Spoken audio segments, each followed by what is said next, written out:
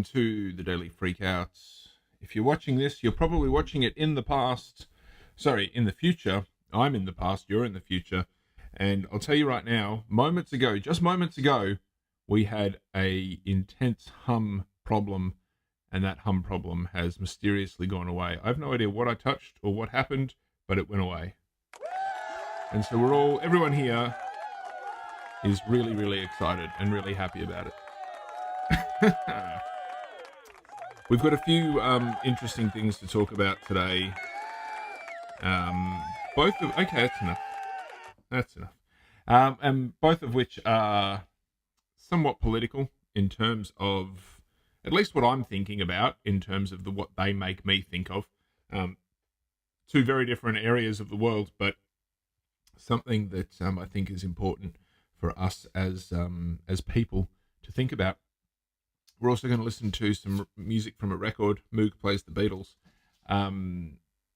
We may have hum, we may not have hum, because the hum, as I said, has gone away. And I don't want to touch anything over there, just in case, because the hum it's worrying. It really worries me and stuff. You can see here by the record, I'm not the most organized person. It looks pretty chaotic and stuff behind the scenes. This shot, the hum's back. The hum, mother flipper. Oh, the hum is back. What the hell just happened? I didn't even touch anything, and it came back. And so now I'm very disappointed. And there's not really anything I can do except for turning that down. I think it's got to do with the ground hum. It's got to do with the fact that I'm not plugged into anything. I'm just plugged into, I'm just using batteries. So that's got something to do with it, which means there's no grounding. Anyway, you don't care.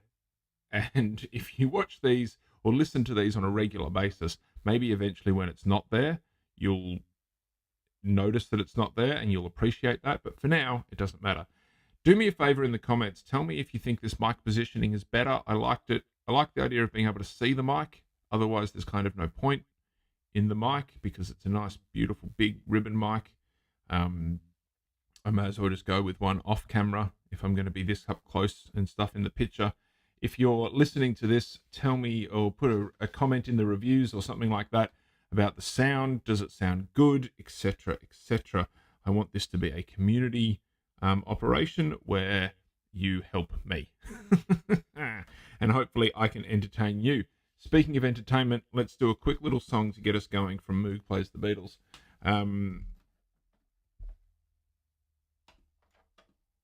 We have to turn the hum back on.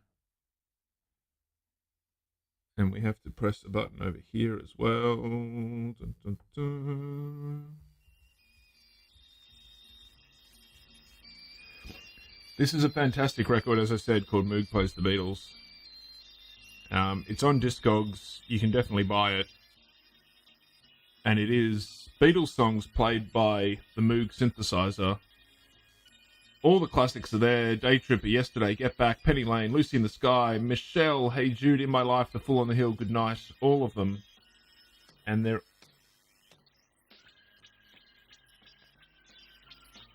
is fantastic and as amazing as you would expect.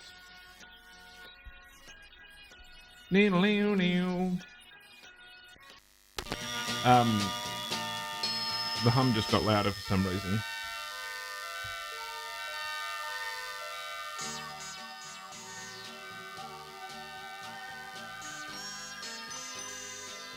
So that's Moog Plays The Beatles, a couple of tracks just from that. If I remember correctly, this was released, if I can find a date, I cannot find a single date on here. But I remember researching this record a while ago, and it was released, where's the camera? It was released in a time when the Beatles were still doing stuff. Like they were still releasing stuff, even though Get Back's on here. So maybe it was just towards the end. And the cover is fantastic. The cover is Moog Plays The Beatles. Suppose it looks like it's in a pool. But then there's these two guys, just little clay statues that don't look like they're meant to be anyone at all. It doesn't look like they're meant to be the Beatles.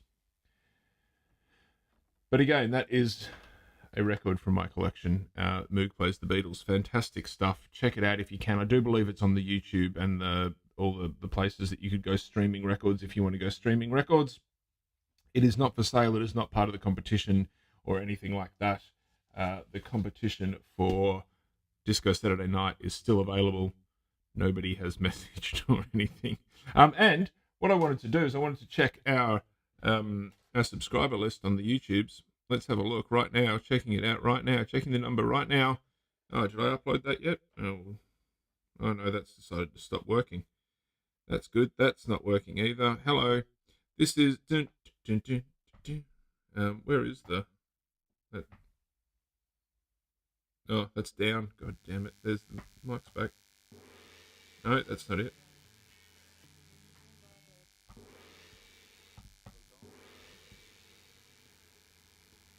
Oh my god, the professionalism is so terrible. Sample's not working. We still have only 42 subscribers. So yesterday's episode did nothing to increase the subscriber count. And that is probably because a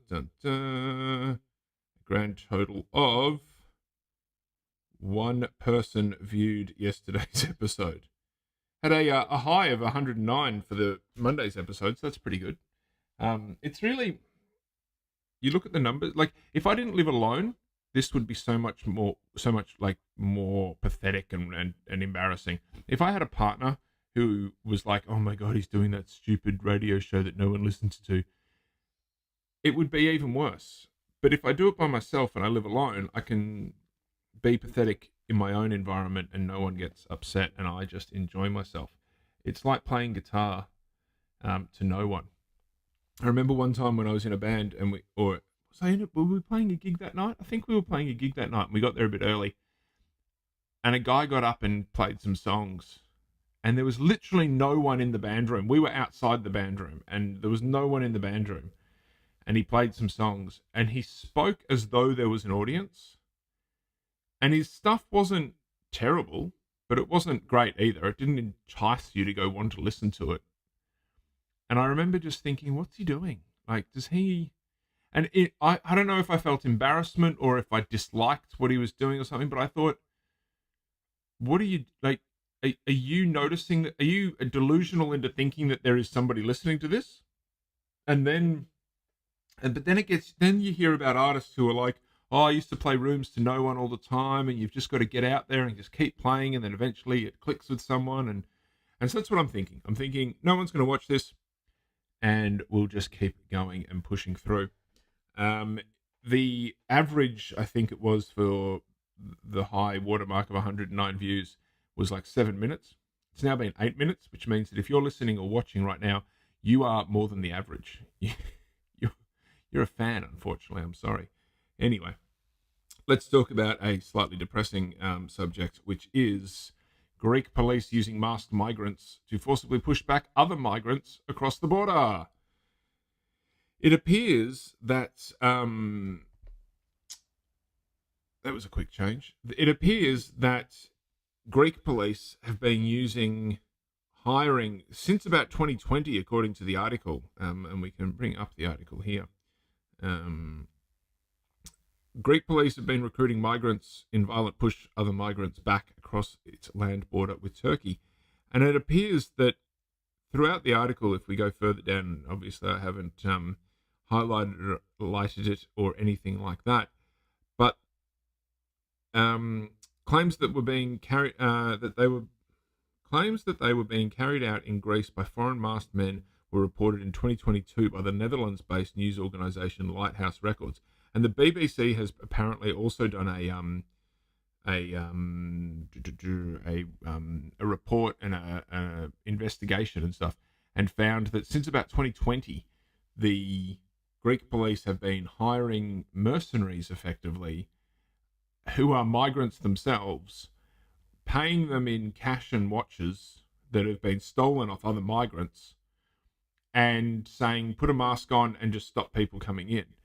And the thing that it raises with me, and the worry that it raises with me, first off, this seems pretty like normal human behavior, which is kind of crap. Like, Why do humans constantly do this kind of stuff? And the second question is, what will people not do for a quick buck?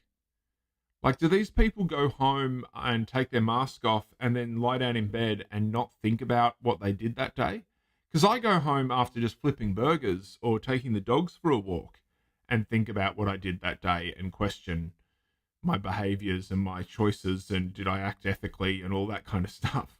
You know what I mean? Like, just like, I'll like somebody will come in to wherever I'm working, and it's been the case ever since I've worked in cafes and stuff. And I'll see them and I'll respond. Like you'll respond. Whether it's, I remember one time it was just a girl who had big lips, and a coworker pointed out that it was a collagen lip injection was probably what it was. But I remember just sort of staring at her going, what the hell? What's different about her? What's wrong with her? What do I think? And I still think about it. This was 2020. This was 6 years ago. And I still think about it because I'm like, did I respond correctly? Should I have kept my composure better? Should I have all these things? And it's just this worry. And I wonder, like, and I've never had to be a masked mercenary trying to push back immigrants who are trying to come to a country. And based on what I know of immigration to Australia, which is limited and is through the eyes of immigrants, I wonder how bad must it be in your country for you to try to get through to this other country in such a different way or such a bad way that you risk death and pain and being locked up and all that kind of stuff. It can't be your first choice. It just can't be. And so there's a certain amount of compassion that I would assume or would hope that people would have.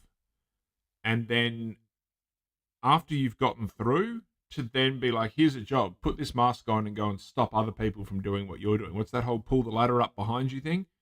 It really makes me think in a like a problematic kind of way of why people do this. And again, how do they sleep at night with this kind of stuff? Are they are they okay in the head? Effectively, is what I'm asking. I just had a thought of how we can maybe get rid of the hum. Hold on 1 second. This is a live streaming show. Just hold on 1 second.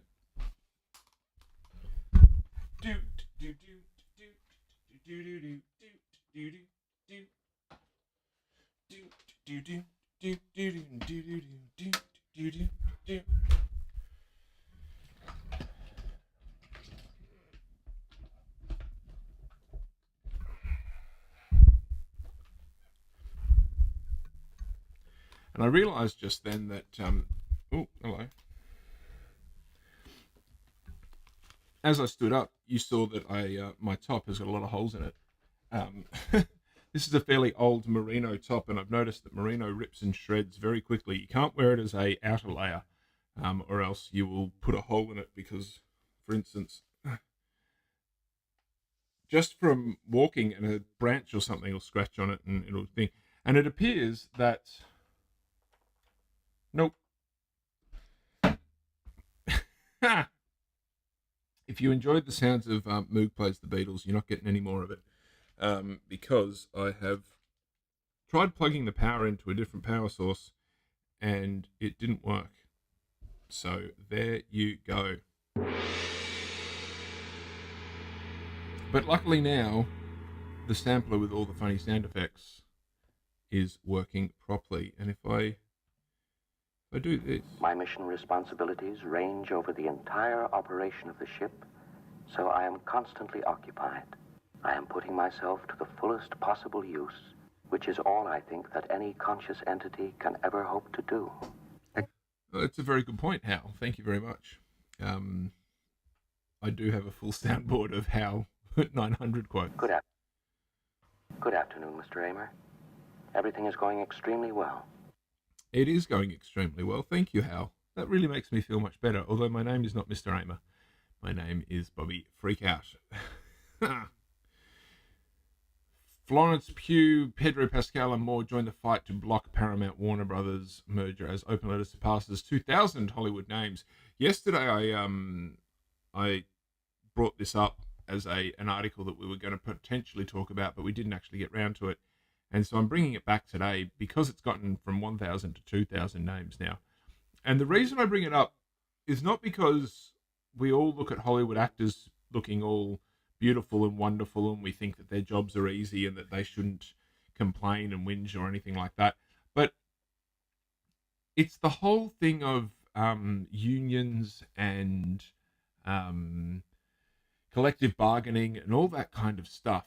And these are the people in an industry saying, hey, this is a bad idea and it's only going to consolidate power at the top for a few, and it's going to lead to worse conditions and a worse industry. And this happens in so many industries. It's just that because actors and actresses and directors and all those kind of people are a bit more in the public eye, they're able to get more of a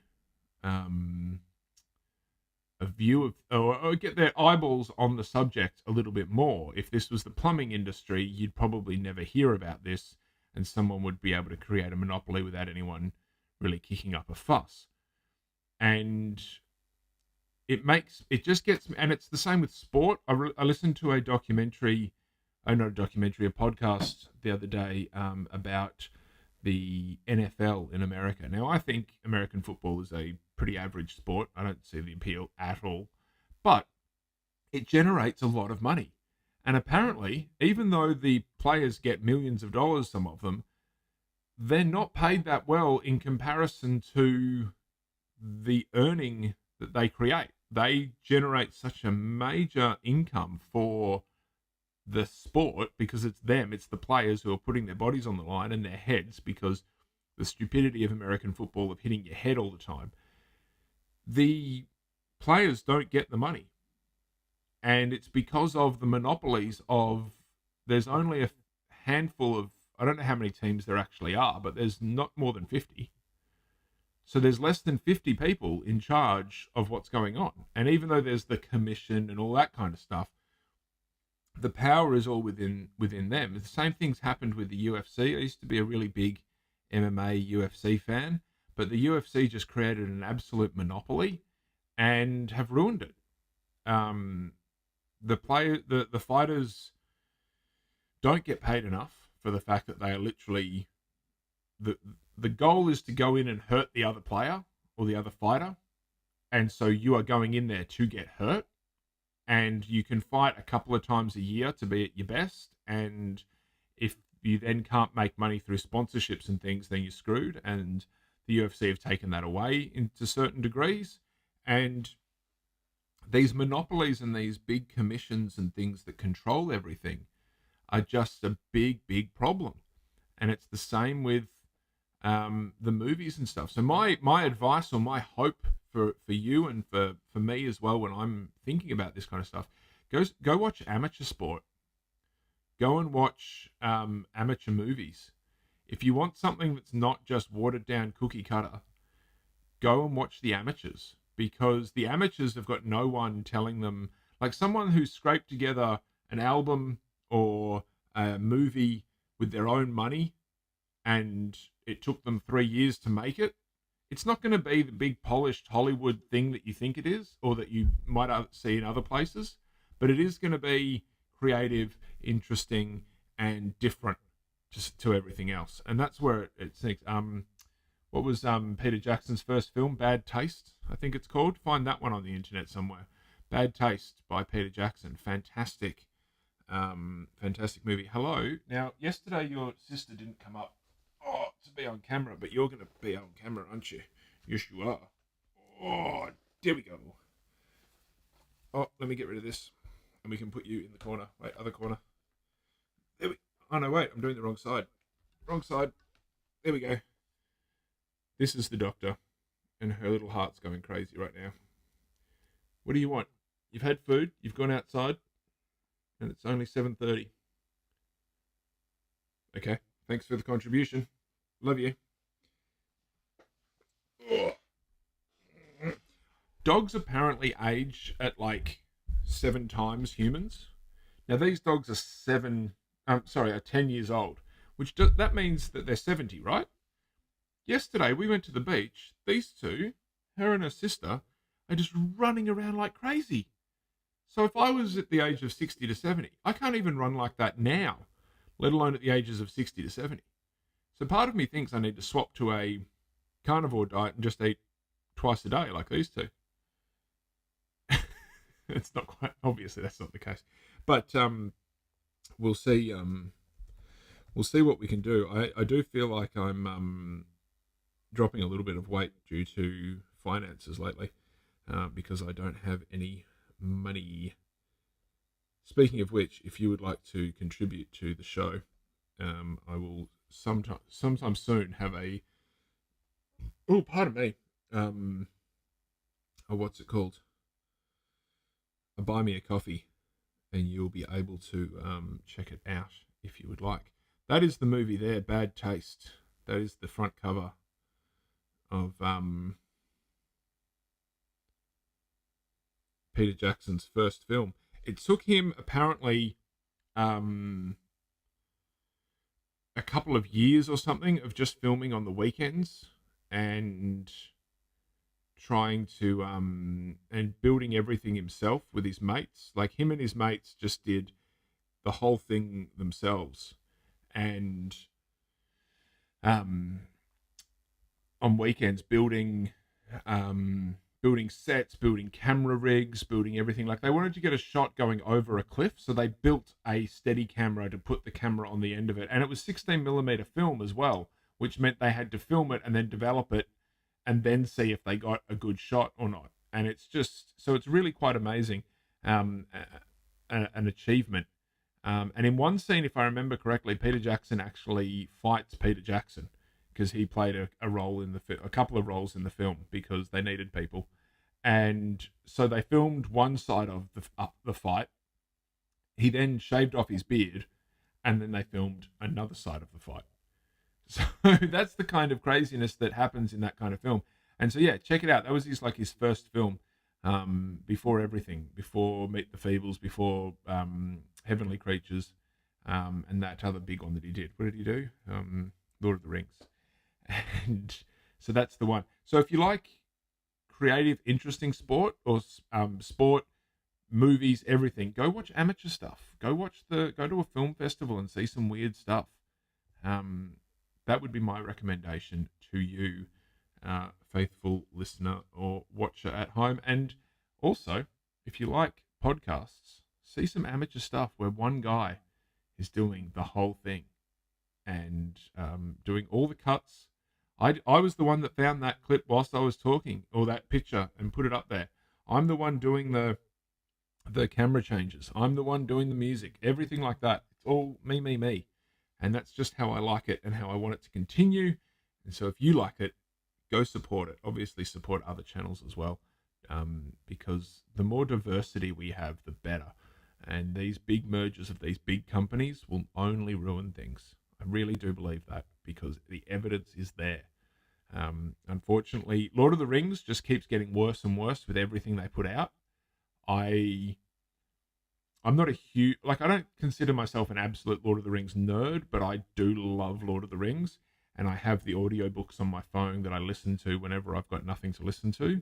And I've read the book at least once, and I plan on reading it again at some point. I want to read everything else that Tolkien wrote, but everything since the book was released has gotten watered down a little bit. The movies are brilliant. The movies are exceptional, but they have been watered down a little bit from the original. The original movies, the original book is not the same as the original movies. Sorry, the Peter Jackson movies, because they're not even the original movies. The book is different. It's not, the movies are great. There's no doubt about the movies being great. But then The Hobbit wasn't as good. And why was that? Because producers got involved. And it wasn't the singular vision of one person. Now, if we have singular vision, sometimes we have shit. Like sometimes it doesn't work. But sometimes it does work. And so we just have to work on encouraging singular visions, I think, sometimes. What is it? Designed by council is not always the best. We don't always need multiple people getting involved. Maybe multi-camera sitcoms is the exception to the rule. Hal, what do you think? I'm sure you'll agree there's some truth in what I say. You don't mind talking about it, do you, Dave? Well, no, I don't mind talking about it. That's the whole point of the show. So that's a great point. But again, my name's not Dave. It is Bobby. Thank you very much. And that is the gong. That is the gong to signify the end of the show. We almost made it to 30 minutes, which is what the goal is in the future. Please send in anything you would like. bobbyfreakout@gmail.com. Send in a headline. Send in an article. Send in a local band, a local movie. Send me in a short film or a movie or something that you want to promote and you want to get out there, and I'll play it, and we'll try and promote some stuff. And we'll try and get some amateur stuff going on. Even if you've got a podcast or something that you think would be beneficial or that people should know about, let's not rely on these big corporations and stuff, and let's see some amateur stuff and see how good we can experience things. The hum is definitely coming from the turntable, so we need to work that out. Again, guys, contribute and let's get this going so I can get rid of the hum. That would be great, because the hum is bad.